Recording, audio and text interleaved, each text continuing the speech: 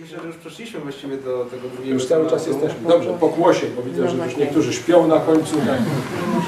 Niektórzy już śniadanie jedzą. Kto był z Państwa na pokłosiu? Teraz śmiało się możecie przyznać. Nie. Mało, prawda? Będzie cały czas propaganda, agitacja, wspaniały film, cudowny, nareszcie nasze sumienia będą rozdrapane, krew się poleje, ta ropa z nas wypłynie, przyznamy się, będzie nam się lepiej spało, lepiej żyło. Ja poszedłem dlatego, że pewna redakcja chciała mieć recenzję. Ja powiedziałem, że no to muszę iść do kina, nie bardzo mam ochotę. No ale to no, bez obejrzenia filmu, no to nie mogę recenzji napisać, dlatego poszedłem. Byłem na pierwszym seansie w kinie Promenada o godzinie, nie wiem, 10:20. Pierwszy seans w dniu premiery. Osób na sali 3. Ja trzeci. Jeszcze obsługa tam przy projektorze jacyś była. Tłumy nie waliły, nie było. Na szczęście do filmu, to zaraz o tym powiem. Na filmie wytrzymałem do końca. Zresztą normalnie to, gdybym trafił przypadkiem, to bym zaraz wyszedł po pierwszych scenach, bo to pomijając tam treść filmu, to jest tak denne artystycznie, tak płaskie. Płaskostopie przy tym to jest fajnie zbudowana noga. Wasikowski rzekomo wielki artysta, ale to jest tak, przyjeżdża jakiś chłop polski z Ameryki, który tam robi w azbeście i narzeka na Żydków, jak to tam Żydzi w Ameryce rządzą.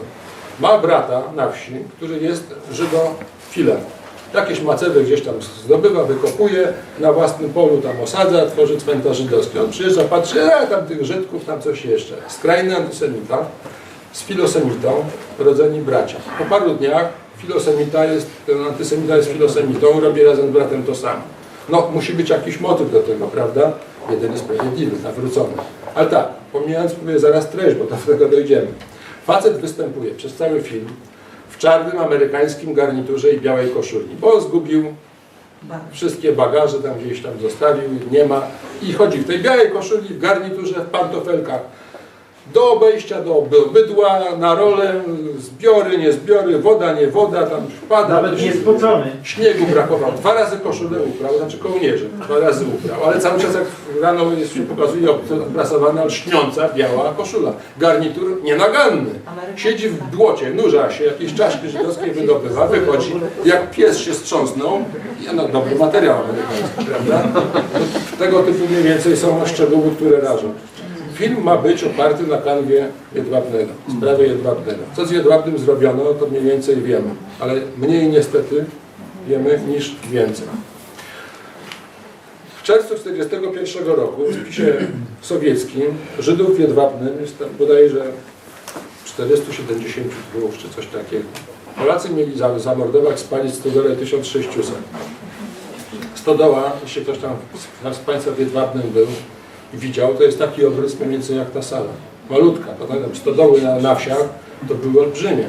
To jest malutka stodoła. Ci ludzie byli tylko w jednej części stodoły. Jak Niemcy podłożyli ogień, oczywiście naturalnym odruchem jest uciekać, więc uciekli wszyscy w jeden kąt. Spaleni byli benzyną i to tej benzyny poszło tak Peseliwo, Cyprian Pogonowski w Ameryce, zlecił strażakom amerykańskim. Bogaty człowiek, milioner, stać go na to. On dorobił się olbrzymich pieniędzy jako inżynier naftowy. Projektował platformy głębinowe jako jeden z pierwszych na świecie. Także bogaty. Zlecił strażakom amerykańskim, żeby zbadali, jak taka stodoła płonie, kiedy to jest wybuch, płonie, tak jak tu wszystko w tych opisach było, dali im wszystkie dane techniczne. Amerykanie stwierdzili 200 litrów benzyny jest potrzeba. A tam było 7 litrów nafty w tej miejscowości. Bo to też jest znane z zeznań, wszystko jest, że w sklepie było 7 litrów nafty. Nafta się nie pali. Proszę tu postawić 7 litrów nafty i zapalić, ile to będzie trwało. A rozlać to po ziemi i zapalić, to jest jeszcze gorzej, bo to wsiąka w ziemię, prawda? A tam nastąpił wybuch, to zapłonęło od razu. Więc benzyna, jeśli była, to musiała być przywieziona. Niemców nie było. Jak zwykle przecież Niemcy dzisiaj, to naziści jacyś tam czasami przyjeżdżali, ale Niemcy nie. 600 mamy z głowy. Pomijając wszystkie inne szczegóły w sprawie Jedwabnego, skandaliczne śledztwo, które po łebkach przebiegło bardzo szybko, tak jak inne sprawy toczą się latami, dziesiątkami lat, nic się nie można wykazać, to tu wszystko zostało zamknięte. 3-dniowa ekshumacja. Gdy dokopano się do zwłok które nie były popiołami, tak jak się twierdzi, bo na początku przez parę dni na tych serwisach IPN-owskich były zdjęcia. To były uwędzone ludzkie zwłoki w dymie i w pożarze, ale nie spalone na popiół. Przynajmniej takiej dokumentacji nikt nie pokazał. To w kościach, w czaszkach były kulki. I to stwierdzili rabini amerykańscy. Jak to poszło w świat, że są jakieś metale, niestety nie szlachetne, tylko właśnie kule w kościach, to wstrzymana ekshumacja. Dlaczego? No bo Żydzi sobie nie życzą, bo to narusza spokój i tak dalej. W innych miejscach sprzedają kirkuty na stacje benzynowe, na drogi, na inne. Nic się nie dzieje. Nie ma problemu. W Pradze Czeskiej olbrzymi cmentarz żydowski poszedł pod nowe autostrady, tam jakieś sklepy i inne rzeczy. Nekropolia olbrzymia, prawda? Tu w jakimś jedwabnym, na skraju pola, co to wydobyć, pochować z godnością, te zwłoki nie byłoby problemu, ale to rzekomo zakłóca spokój. Polskie prawo nakazuje w przypadku popełnienia takiego czynu zbadanie dwóch rzeczy. To jest podstawa każdego śledztwa. Liczba ofiar, sposób zadania śmierci. Nie mamy liczby ofiar prawdziwej, nie mamy sposobu zadania śmierci. Jeśli było 472 Żydów w momencie, jak wchodzą Niemcy na te tereny, wiemy, co najmniej kilkudziesięciu było wcielonych do Armii Czerwonej, młodych mężczyzn, zabranych. Milicja żydowska, cały ten aparat administracyjny żydowski w Jedwabnem uciekł z bolszewikami. Ta liczba się cały czas zmniejsza. Po tym dniu, po 10 lipca, w Jedwabnem mieszka ponad 200 Żydów w getcie. Do tego getta tak naprawdę nie ma, bo oni mieszkają na rynku, w tych samych domach, gdzie mieszkali przedtem, mają zakaz opuszczania Jedwabnego. I to trwa do sierpnia 1942 roku. Czyli 13-14 miesięcy. Żyją w sumie na warunkach wolności, poza ograniczonym terenem poruszania się. Przez kilkanaście miesięcy Żydzi żyją w Jedwabnem. Tam, gdzie ci ludzie ich rzekomo zniszczyli, spalili, wymordowali, zatłukli piłami, głowy odcinali. Wśród tych samych ludzi żyją. Jak to jest w ogóle możliwe? Ci Polacy dalej mają do nich dostęp, że ich nie dorżnęli. Nie. Skąd się ci ludzie wzięli? W dniu tego pogromu byli przez społeczność jedwabieńską uratowani, schowani. Udział Polaków w tym jest niewątpliwy. Tam się wylicza, w aktach prokuratorskich, nie wiem, do 40 nazwisk, do 40 osób, bo nie nazwisk. Nie stwierdzono tylu osób personalnie, ale przyjmijmy, że tam 40 jakiś, tam część to w ogóle przyjechała z zewnątrz i tak dalej. Całe śledztwo niedokończone. Organizator Einsatzgruppe na tym terenie, z Ciechanowa gestapowiec, Hermann Schaper, żyjący wtedy jeszcze w Niemczech, przesłuchiwany przez polskich prokuratorów, bardzo ładnie, składnie opowiadał. On robił Radziłów, tam inne miejscowości, mordował Żydów. Wszystkie śledztwa w Niemczech były przeciwko niemu ułożone, on tam wykonywał rozkazy, w związku z tym inny rodzaj odpowiedzialności, ale był także w Jedwabnem. W momencie, kiedy doszło do pytań o Jedwabne, on się poczuł źle. Jak się poczuł źle, to przesłuchanie przerwano. Co się dzieje, jak się osoba przesłuchiwana poczuje źle? Robi się przerwę, czeka się dzień, 2, 3, 4, 5. Przesłuchuje się dalej. Przedtem był całkiem żywotny, sam przyszedł na przesłuchanie, nic mu nie było. Polscy prokuratorzy wyjechali na Polski.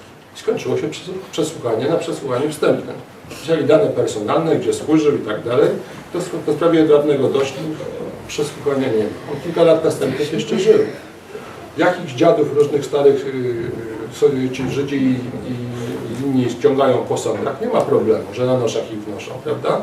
Tu też można go było na noszach wnosić na sprawę, zrobić tę sprawę. Tym bardziej, że on był rozpoznany przez Żydówkę w sąsiedniej miejscowości w Radziłowie. Rozpoznany wtedy, ona była tam 16 czy 18-latką na rynku, bo widziała go z okna domu, w którym mieszkała. Rozpoznała go w latach 50., 60. w śledztwach na zdjęciach, że tam jest tak, ten człowiek był charakterystyczny, że to jest ten człowiek. Nie miała wątpliwości, jak dostała kilkanaście zdjęć i nie było wątpliwości, że on też był Jedwabny. I teraz przyjechali Niemcy, powiedzieli do Polaków, gromcie, gromcie, bardzo z tego cieszymy i sobie pojechali. I Polacy sobie pogromili.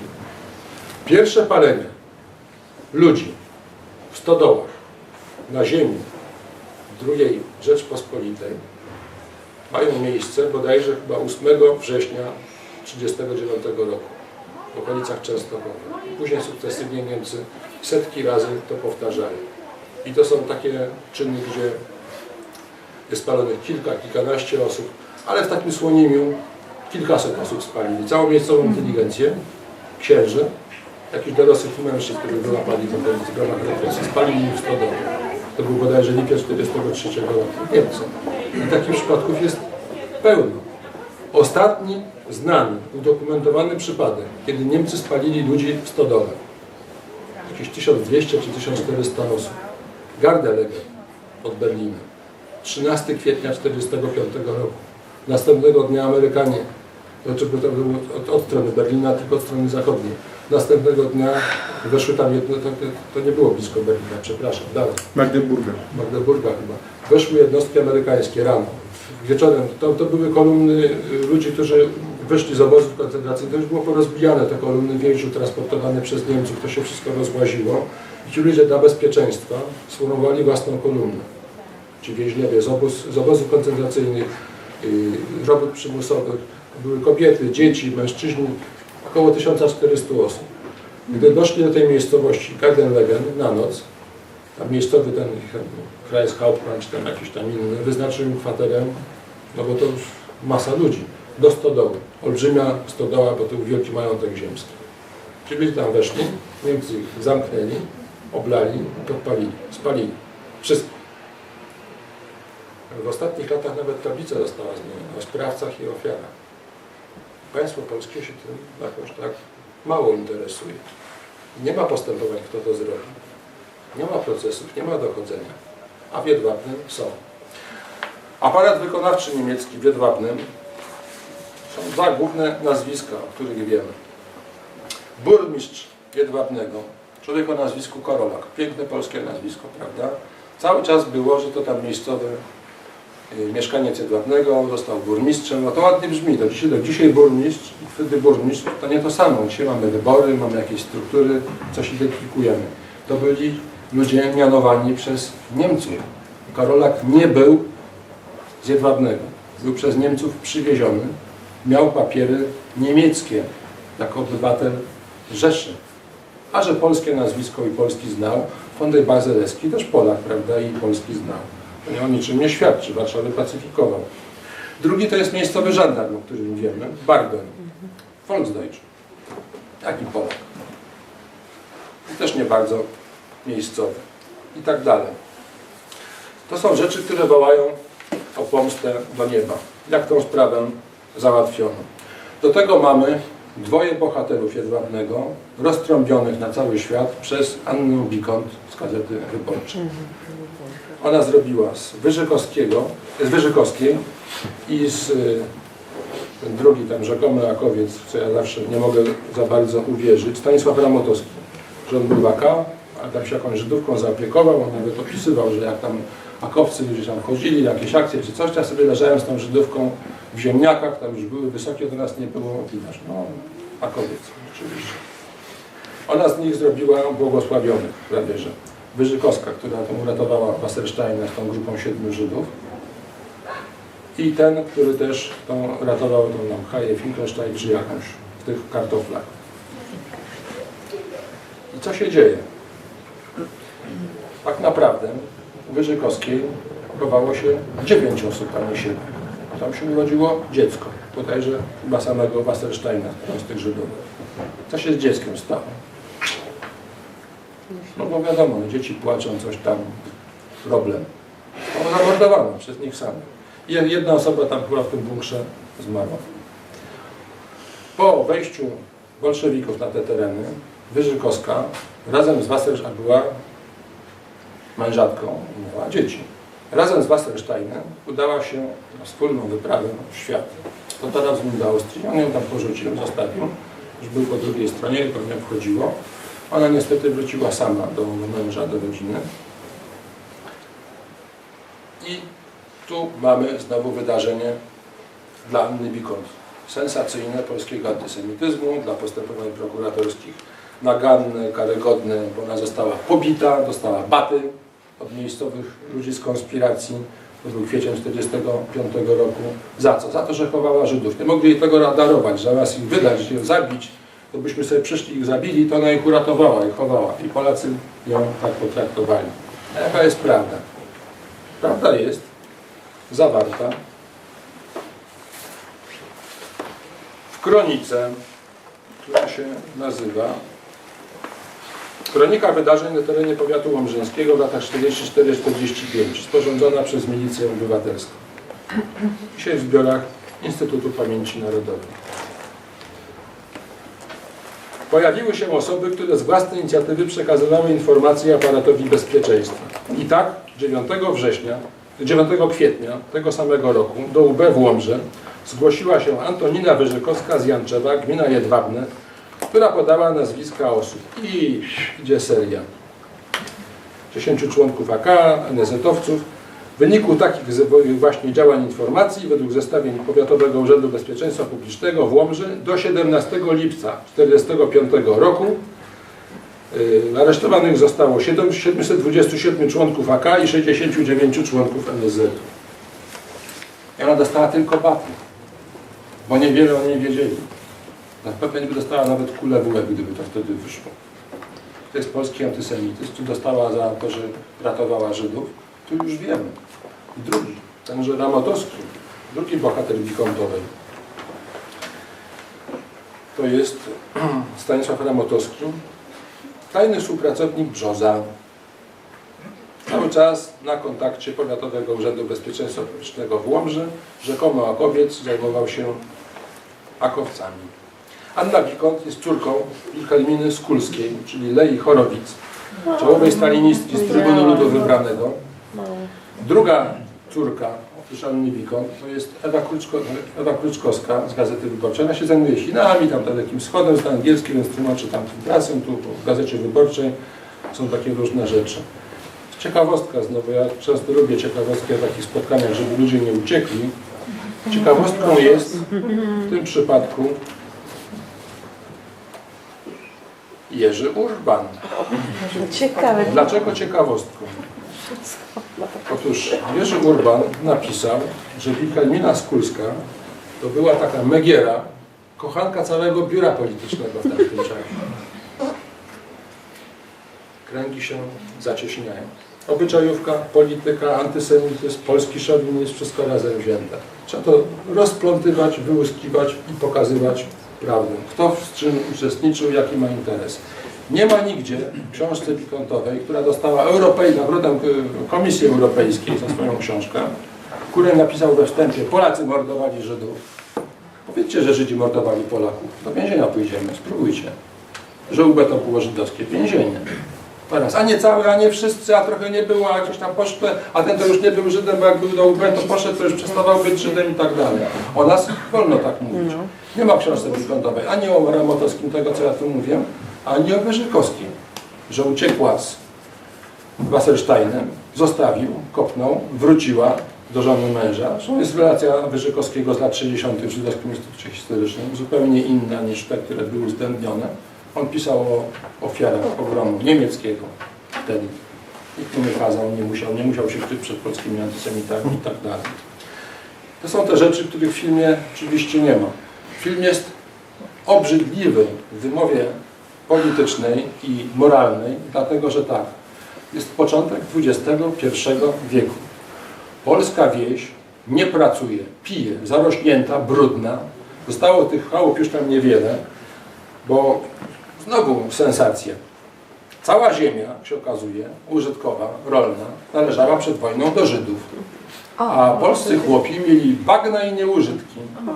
Nie żaby hodowali, komary jedli, a Żydzi mieli piękne, dobre ziemie. Chłopi zazdrości i z zawiści chrześcijańskiej, z tej nienawiści chrześcijańskiej i z zawiści materialnej mordują tych wszystkich miejscowych Żydów, zabierają im te majątki. Miejscowy chłop, ojciec tych dwóch bohaterów tego filmu, oddaje swoją chałupę, żeby tych Żydów zgromadzić, spalić, sam ogień podkładać. Pali tych Żydów. Ich ojciec. Oni z tym bólem się dowiadują, jak to? Tatuś, tak. Wasz tatuś spalił naszych Żydów i zabrał im ziemię. Chałupa, w której tu jesteście, to jest chałupa pożydowska. Dramat. A cała wieś siedzi i rechocze. Tylko nic nie mówcie, wiecie, żeby się nie wydało.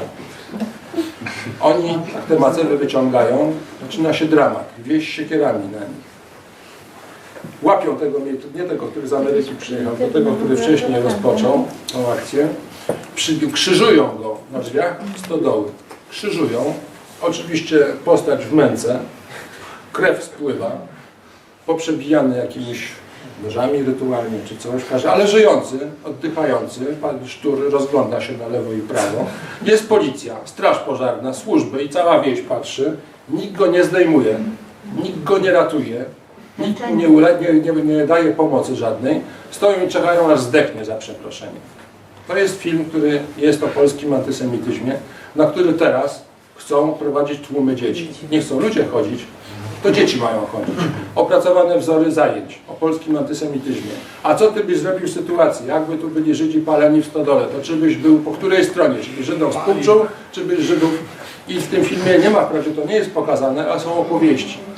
Jak ci chłopi tych Żydów w tej chałupie zamknęli do palenia, to Żydówki wyrzucały małe dzieci na zewnątrz, żeby te dzieci ratować. Ale polscy chłopi chodzili z igłami, czatowali. Coś, Żydek wypadł, to go na igły i z powrotem do płomieni.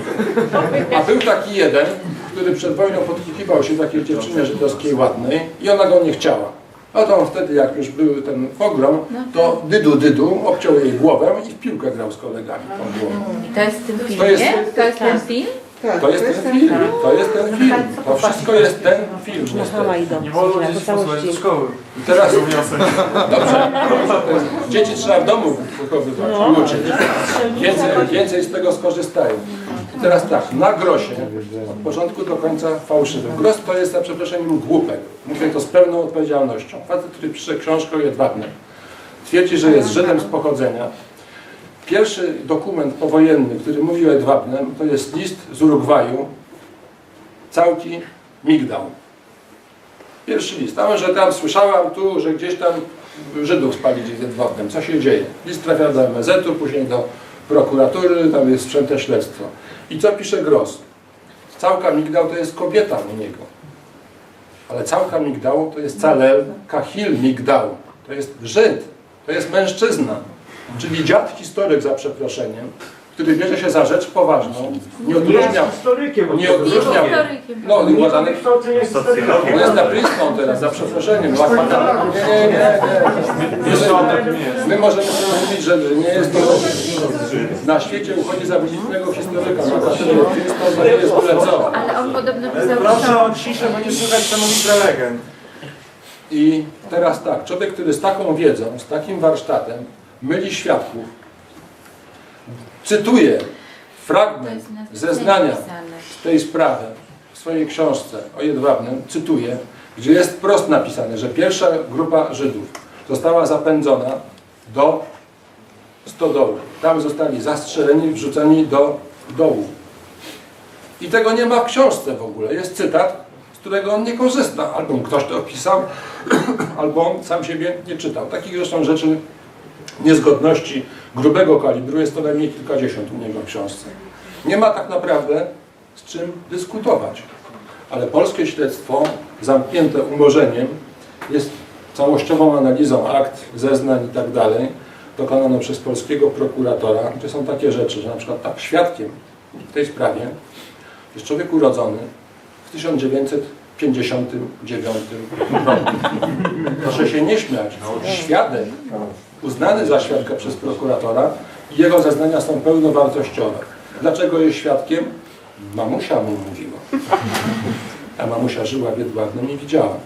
Ja jeździłem do Jedwabnego wielokrotnie z mieszkańcami, z osobami, które już w Jedwabnem nie mieszkają, ale na przykład w Warszawie czy w innych miejscowościach jeździłem, pokazywali mi po kolei wszystkie miejsca i tak dalej. Pokazali, gdzie ten człowiek z tą mamusią, znaczy gdzie mamusia tego człowieka mieszkała.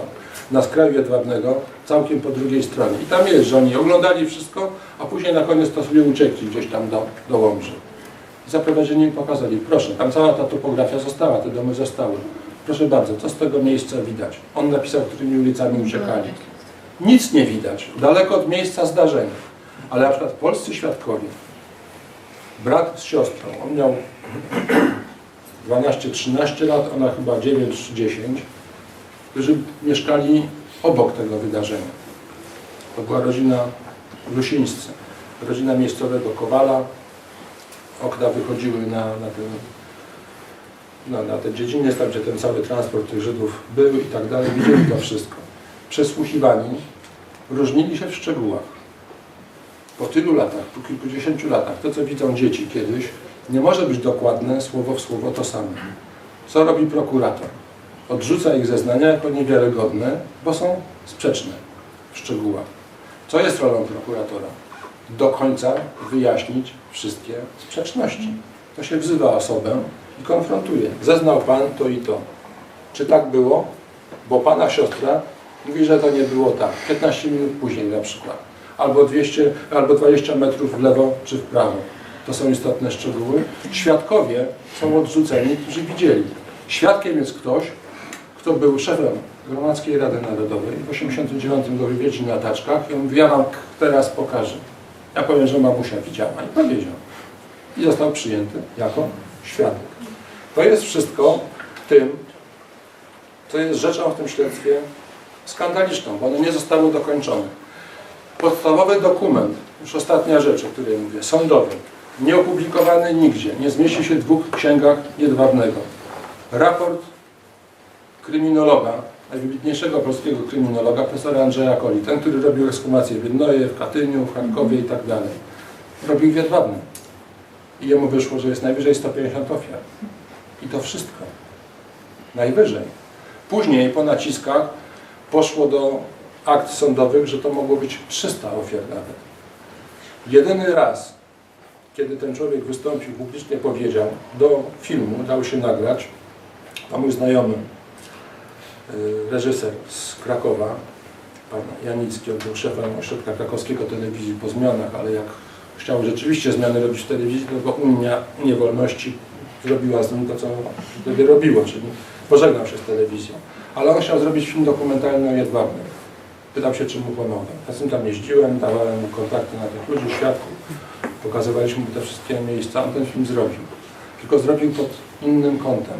Nie to, ilu Żydów zginęło, tylko ilu Żydów i jak zostało w Jedwabnym tego dnia uratowanych. Film naprawdę wstrząsający i robiący, to jest łagodny, spokojny, nie stawiający sprawy ostro, ze znakami zapytania, ale pokazujący. Skoro tak, to dlaczego więcej Żydów Polacy uratowali, niż w tym pogromie zginęło? Co więcej, szef przedwojennej gminy żydowskiej z Jedwabnego, uratowany, po wojnie został w Jedwabnym. Został tam do śmierci. Kilka przynajmniej osób po wojnie zostało na stałe w Jedwabnym, Żydów mieszkało. Do października 1940 roku ci Żydzi z Jedwabnego, którzy gdzieś tam uratowali w innych okolicznych wsiach, w okolicy gdzieś tam, mieszkali w Jedwabnym. Dopiero później w ramach tej ucieczki na zachód, tworzenia państwa Izrael i tak dalej, wyjechali na zachód. Do października jest 40 osób jeszcze z Jedwabnego, które to przeżyły. A to nie są przecież wszyscy, to jeszcze pojedyncze różne osoby, które gdzieś tam się w innych miejscach uratowały.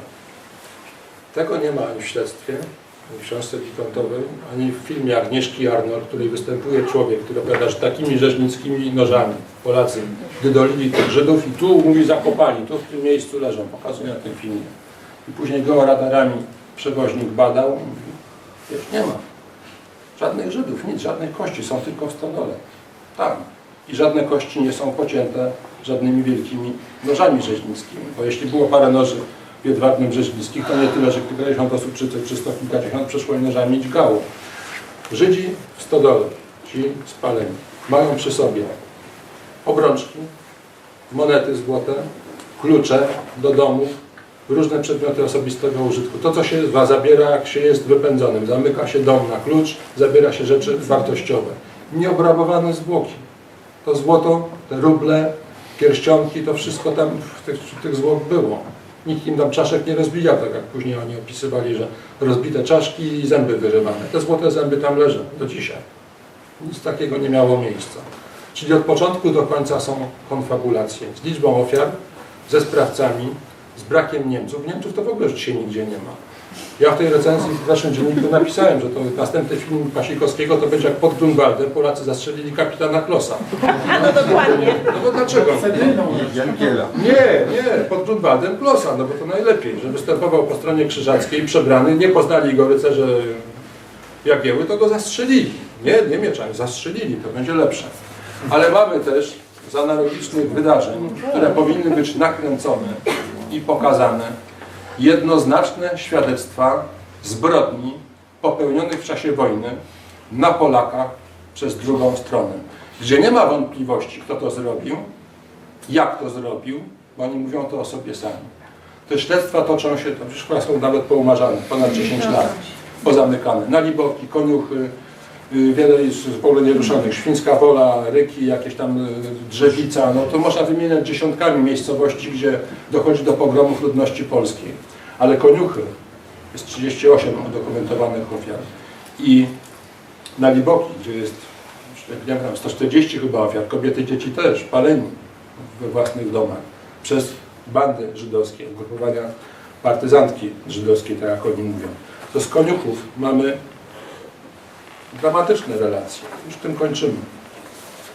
Po prostu dramatyczne to mało powiedziane. Abraham Zelnikow, członek tzw. Brygady Litewskiej, napisał w swojej relacji otwarcie. Wszystkich mieliśmy wybić. Zabraniono nam zabierać czegokolwiek z wioski. Partyzanci okrążyli wioskę, wszystko podpalono, każde zwierzę, każdego człowieka zabito. A jeden z moich kolegów, znajomych, partyzant, wziął kobietę, położył jej głowę na kamień i zabił ją kamieniem. Pol Bagriański, też żydowski partyzant, potwierdza to. Gdy dotarłem do swojego oddziału, zobaczyłem, jak jeden z naszych ludzi trzymał głowę kobiety w średnim wieku na dużym kamieniu i uderzał ją innym kamieniem. Za każdym walnięciem krzyczał: to za moją zamordowaną matkę, a to za mego zabitego ojca, a to za mego uśmierconego brata i tak dalej. Był to młody człowiek w wieku około 22 lat i byłem z nim przez cały czas pod ziemią. Był przyjacielskim, cichym człowiekiem. Nigdy nie spodziewałem się po nim, że zrobi coś takiego, a jego rodzinę zabili Niemcy, nie mieszkańcy tej wsi. Ale to jest nie koniec. Jest jeszcze relacja, którą ciężko się czyta i chyba jeszcze ciężej słucha. Następna relacja dotyczy pastwienia się nad zwłokami i nad osobami ciężko rannymi. To wygląda w ten sposób. Zabawa, jaką żydowscy partyzanci urządzili sobie w spacyfikowanej wsi. Użyli do tego ciał zamordowanych kobiet i mężczyzn, niektórych ciężko rannych. Gdy dotarłem do oddziału, aby przekazać nowe rozkazy, zobaczyłem straszny, przerażający obraz. Na małej polance w lesie leżały półkolem ciała 6 kobiet w różnym wieku i 2 mężczyzn. Ciała były rozebrane i położone na plecach, czyli nagie zwłoki lub ciężko ranne osoby. Padało na nie światło księżyca. Jeden po drugim partyzanci strzelali trupom między nogi. Gdy kule dosięgały nerwów, ciała reagowały jak żywe. Drgały i wykrzywiały się przez kilka sekund. Trupy kobiet reagowały w bardziej gwałtowny sposób niż mężczyzn. Wszyscy partyzanci z tego oddziału brali udział w tej okrutnej zabawie, śmiejąc się w dzikim szaleństwie. Najpierw przestraszyłem się tym przedstawieniem, ale później zaczęło mnie ono w sposób chory interesować. Im się nie śpieszyło i dopiero jak trupy przestały reagować na kulę, przemieścili się na nową pozycję i w nowej robili to samo. Dziękuję bardzo. Dziękujemy bardzo. Dziękuję Państwu. Dziękujemy.